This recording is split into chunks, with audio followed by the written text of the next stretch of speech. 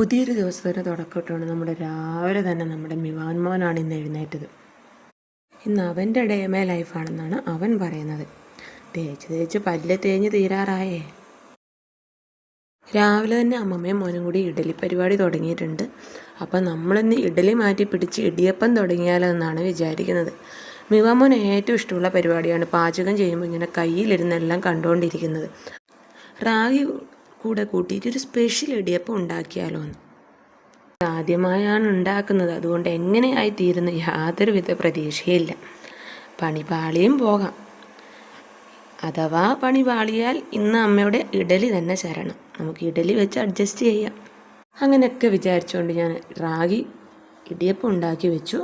അങ്ങനെ മേലെ വന്നപ്പോൾ മിയക്കുട്ടീൻ്റെ പ്രഭാത കർമ്മങ്ങളും കാര്യങ്ങളൊക്കെ അവൾ സ്വന്തം തന്നെ എല്ലാം ചെയ്തു. സ്കൂൾ തുറന്നു, കാലവർഷവും വന്നതോടെ മിയക്കുട്ടി ഓരോരോ അസുഖങ്ങളായിട്ടാണ് ഓരോ ദിവസം സ്കൂളിൽ നിന്ന് വരിക. ഇനിയിപ്പം അസുഖങ്ങളെ ഒരു മേളാങ്കം തന്നെ ആയിരിക്കും. രണ്ടുപേരെയും കൊണ്ട് മാറി മാറി ഹോസ്പിറ്റലിൽ പോകാൻ മാത്രമേ സത്യത്തിൽ സമയം ഉണ്ടാവുള്ളൂ. ഇത് ഞാൻ മാത്രമല്ല, എല്ലാ അമ്മമാരും നേരിടുന്ന പ്രശ്നമായിരിക്കും. സ്കൂളിൽ പോകുന്ന മക്കളുണ്ടെങ്കിൽ ഓരോ ദിവസങ്ങളിൽ ഓരോ അസുഖങ്ങളായിരിക്കും വീട്ടിൽ വന്ന് ചെറിയ കുഞ്ഞുങ്ങൾക്ക് കൊടുക്കുന്നത്. നമുക്കവരെ സ്കൂളിൽ വിടാതിരിക്കാൻ പറ്റുകയില്ല. അങ്ങനെ മിവാമോൻ നമ്മളെ കാണാത്തതുകൊണ്ട് താഴേന്ന് ബഹളം തുടങ്ങിയിട്ടുണ്ട്. നമ്മൾ ഇടിയപ്പം എന്തായിന്ന് പോയി നോക്കാൻ പോയപ്പം പോയി കിടക്കുന്ന കരണ്ടും ഇല്ല. അങ്ങനെ ഇടിയപ്പമൊക്കെ നമുക്ക് നല്ല അടിപൊളിയായിട്ട് കിട്ടിയിട്ടുണ്ട്. നല്ല അസൽ ഇടിയപ്പമായിട്ടുണ്ട്, നല്ല സോഫ്റ്റും ഉണ്ട്.